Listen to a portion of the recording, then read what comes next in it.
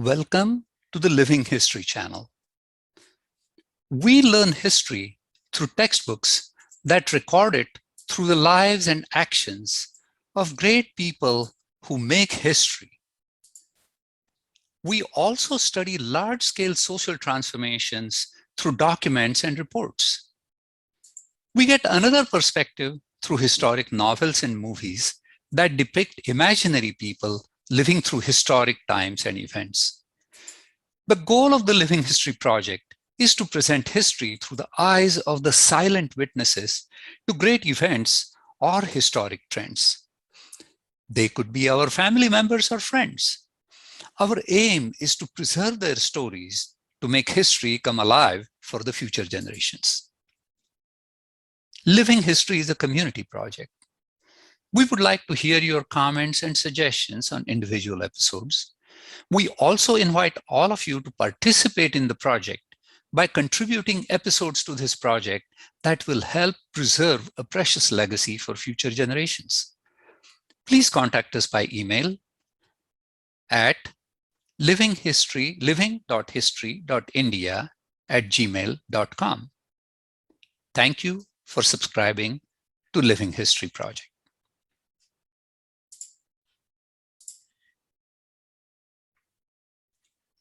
We are pleased to bring you the inaugural episode of Living History.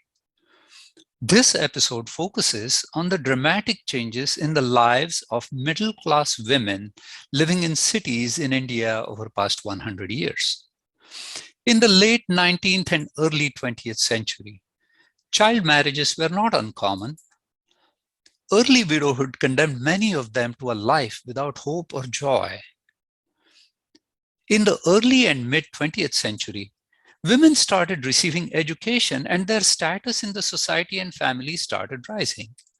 However, most of them did not seek, nor did they have access to careers or professional lives outside the home. That started changing rapidly as women started entering professions like medicine and law and teaching in large numbers from the mid-20th century. A career woman was no longer a curiosity. As the 21st century started evolving, the young women have many role models and paths for professional successes, as well as marriages that started becoming more like a true partnership. While this still cannot be considered to be the default position, even in educated city-dwelling class, it is fast becoming increasingly accepted path for women. In keeping with the spirit of the Living History Project, we look at this revolution through the personal experiences and memories of Dr. Prabhakar Tamboli, who recounts 5 generations of women in his long life: grandmother, mother, wife, daughter, and now granddaughter that spans over 120 years. Dr. Tamboli was born in the old princely state of Gwalior in 1928 in a family of modest means. He grew up in a house without electricity or running water and a roof that often leaked during rains. Through strong family values and support, his own brilliance and hard work, generosity of others, and a few breaks, he has become a world-renowned agricultural scientist who contributed significantly to India's Green Revolution in the 1960s. He received his PhD, supported by the Rockefeller Foundation, in agriculture and soil science from Iowa State University in a record 2 years in 1954. In addition to academic and research career in India, he served as an advisor to Afghanistan under the auspices of United Nations Food and Agriculture Organization. He came to the US to work at the World Bank headquarters. After his retirement from the bank, he joined University of Maryland as an adjunct faculty and was recognized for his teaching excellence. Dr. Tamboli has numerous research publications and books to his credit and has received many awards in his long and distinguished career. In spite of his accomplishments, Dr. Tamboli has remained a humble and thoughtful person throughout his life. We are indeed honored to launch the Living History Project with his insightful observations and deeply personal memories. Now we present to you Dr. Prabhakar Tamboli. First, let me thank both of you for giving me this opportunity to be the first in your project. I am probably the senior most in our Marathi Kalamandal group. I don't know about others, but it's an honor and privilege to be a part of your project, which is very innovative and which is designed to educate younger generation born after 2005. Because they take things for granted. They think that iPad and TV existed. So that's a different generation. But anyway, I am thankful to you. Uh, Prabhakar, between your grandmother and Yeah, your granddaughter, yeah, the women in your life span about 100 years right. of profound and rapid transformations Yeah, in the lives and circumstances of yeah, women in India. yeah, yeah, You have been a keen witness and an active participant yeah. in this process through their eyes and their lives. So I request you to take us down the memory lane Okay. and make that century come alive for us and our audience. So let's begin with your grandmother. Uh, when was she born? I have no idea because in those days they never kept any record. Even after my birth, when I was applying for citizenship here, they wanted Mhm, my date of birth, and I said I don't have certificate.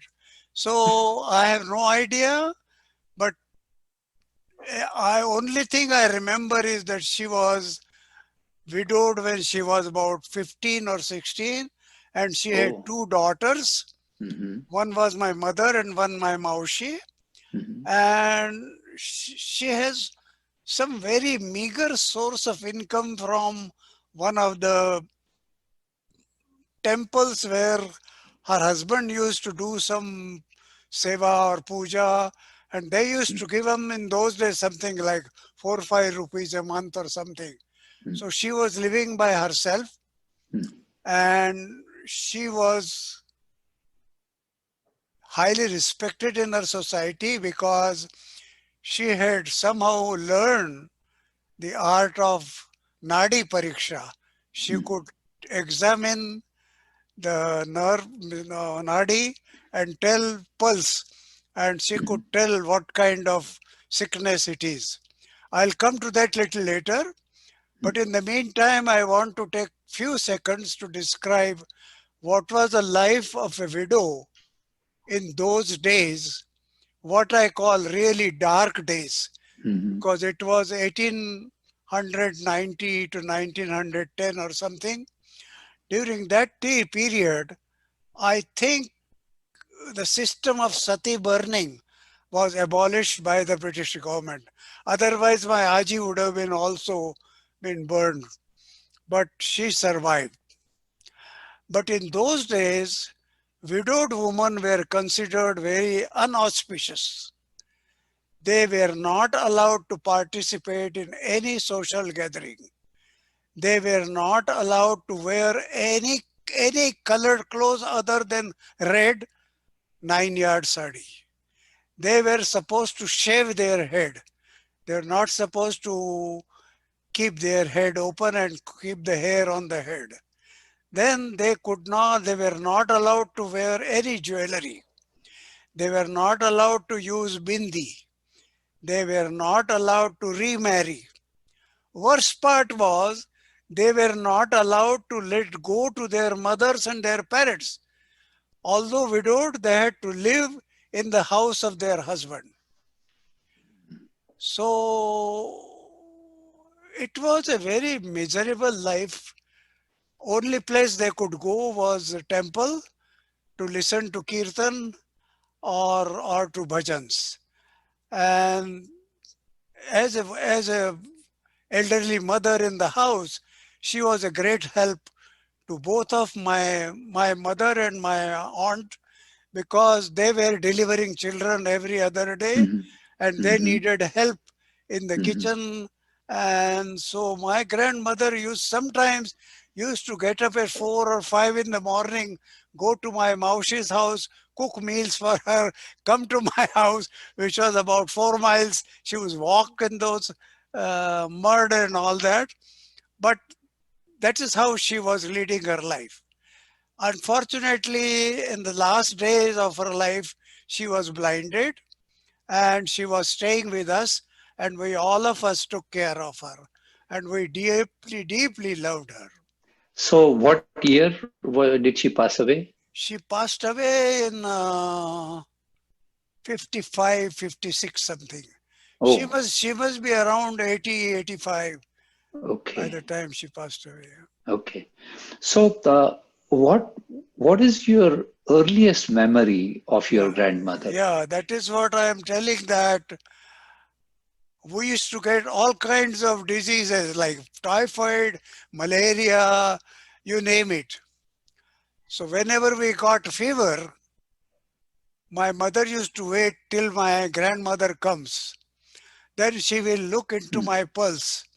mm, And just by examining the pulse, she would say how many days typhoid I have, whether mm, it is 20 days or 40 days or what. And she would prescribe only lentils soup water for 45 days. And that is my first memory, because uh, I'm sure she must be coming early for delivering other babies, because all the yes. deliveries were held in the house. So Mhm. my first memory was her diagnosing my diagnosis. I have 45 days Yes. typhoid. Yes. Yeah. Now, one of the things Yeah, is you painted a picture of the yeah, widows in yeah, that time. yeah, And I suspect all these things like shaving the head and forcing them to wear this yeah, kind of plain clothes yeah. was basically to make them as unattractive as Correct, possible correct, correct. for men. That was the idea, that they become least attractive and don't interact with social people. Yes, yes. But from what you described, Yeah, within your family, at yeah, least, she had a place of love and respect. Am absolutely, I correct? absolutely. Because along with her, Hmm, there were two grand aunts of my father's aunt, hmm, two of them, hmm, almost the same age group, hmm. almost the same age group of getting widowed. They Oh, did not have children, but they were living with my father, because my father kind of gave them hmm. support and shelter, because there was no place to go to. Yes, You see, in those days, in early 1900, because of the plague, because of the mortality rate was very, very high. yes, Can you see my eye? I don't know. I got some screen. yes. No, I think it's okay. The connection, it seems to be occasionally it seems to drop, but everything is Okay, working well. okay, We okay, can see you. okay. Yeah. Uh, what was the biggest influence that she had in your life, if you Well, can? she taught me the biggest thing was social service, how to Mm, be useful to the community. She had the knowledge of this Vediki. You know, in her mm, house, in the morning, 4 o'clock, there was a line of 20, 25 people in line to come to mm, see her, because she used to mm, say some mantras on mm, the different kinds of diseases, and they used to get cured and they had faith in her. Then another thing that I learned from her was continuously helping the family members at the risk of her own health. She would never care about her health, but she will come and help her two daughters, their children, their grandchildren. And these are the two things which impacted me very well. She never complained that she is widowed early or she has no place to go to or no cinema to go to or something. She never complained. And that is something which I am trying to follow today also, because I have so many complaints, but I don't complain. I just keep it to myself. Yes. Another impression that I get is Yeah, that even though at large the widows' places in the society was yeah, very low, but yeah, because of her special skills and because of her attitude, right. she made a place for herself in the Correct, society. correct, correct. She had a different kind of That is place. extremely remarkable. Yes. People looked at her as a ideal person because of her social. Mm. She never charged anybody even single rupee, and Ah. she was still helping a lot of poor people in her own ways. Mm. So that was remarkable. That is indeed. That is Yeah, indeed. Now, let's talk about your mother, right, who we are lucky to see her photograph. right. So we know how she looked. Yeah, yeah. So again, similar questions. Do you know when she was born? Yeah, she was born in Gwalior, And and she must have been born because she died at 76, maybe 1902 or 3 or 4, something like that. She okay, passed away when she was okay, 71. Uh, okay. yeah, but she was born in Gwalior, and in those days, Mhm. early marriages. So she was married when she Yes. was 8 year old. She was half asleep when the marriage was taking Oh. place. Because my grandfather, lost his wife, my paternal grandmother, very early. So he wanted Mm. some lady in the Mm. house to help Mm. cooking. Agree. And so he forced my father. My father never wanted to marry that early. But in those days, the children were obedient. They could not Mm. be disobedient to their parents. So he agreed to his father's request and got married. And that time my mother was 8 year old. How old was your Oh. father then? Father was 10-year difference. Oh, My father was 18 year old at that. Oh. so he had barely finished high school or college, huh? Yeah, Right? he didn't go to college. He had accounting degree from Bombay. Mm. He, Mm. it's amazing. You know how we lived in Bombay? There was one Marathi society which used to help poor Brahmin students. He had no money to go to school, Mm. so he went to that Mm. what we call ashram, and there Yes. the rule was to get up at 4 o'clock, shave your Mm. head, and do sandhya, and then go to the college. Before that, you cannot go. Mm. But somehow he stayed there for Mm. 1 year and few months, got his high school degree, Mm. accounting degree, Mm. and he had a very good Mm. job with Mm. Wheeler Company. Mm. But my grandfather insisted that he should come and stay in Gwalior and work in Gwalior. So there again, he has to obey his father. He resigned his job from the good company. I mean, our future would have been completely different if he was in Bombay. But anyway, he came back to Mm. Gwalior and he started serving Maharaja Gwalior in their pottery first, and later on joined the Grand Hotel. Mm.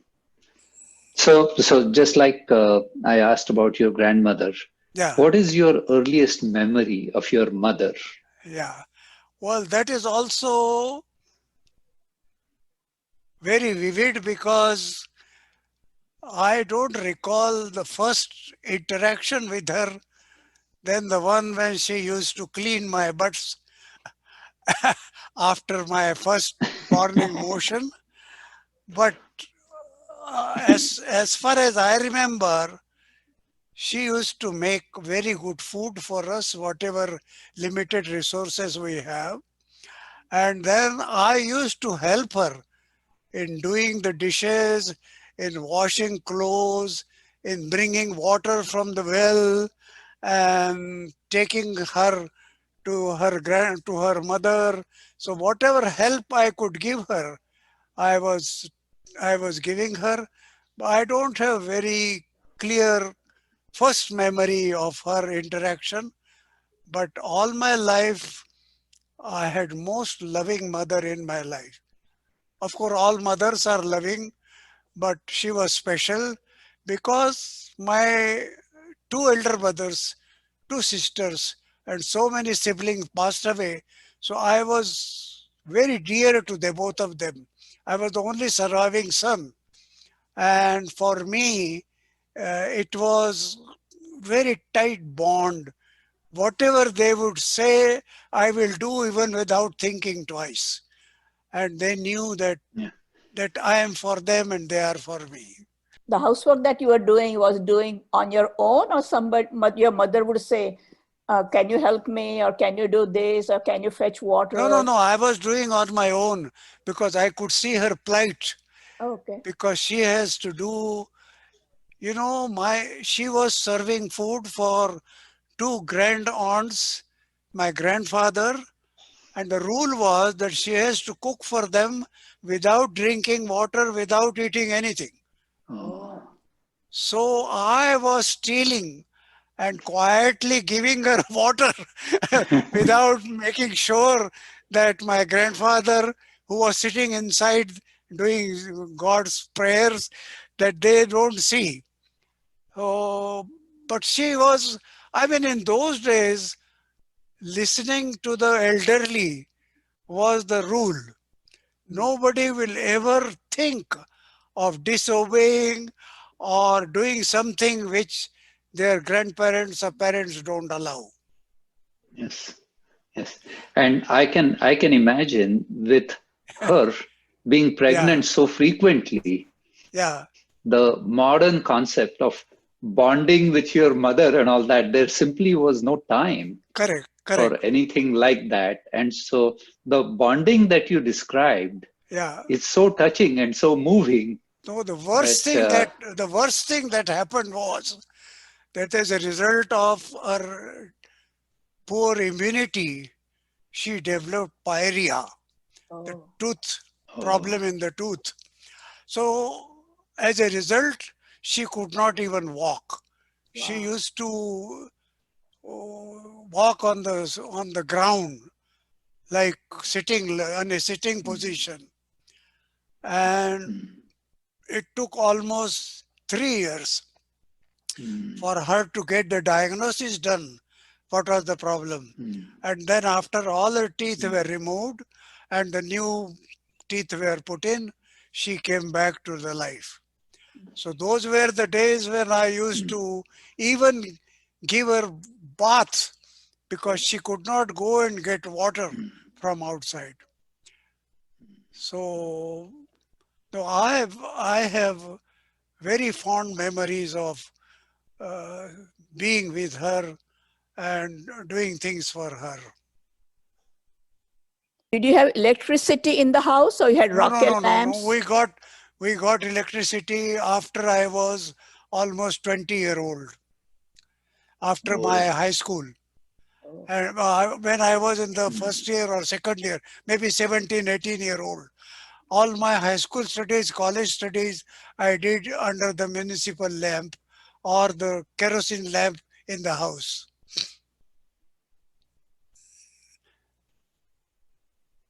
oh. So, just like you mentioned about your grandmother, Yeah, that the biggest influence that she had on you was helping others. right. So, from your mother, what do you think is the biggest influence she had on you? I mean, it's more or less similar because she told me one thing, and which I will never forget, that whatever comes in your life, take it as a blessing from God.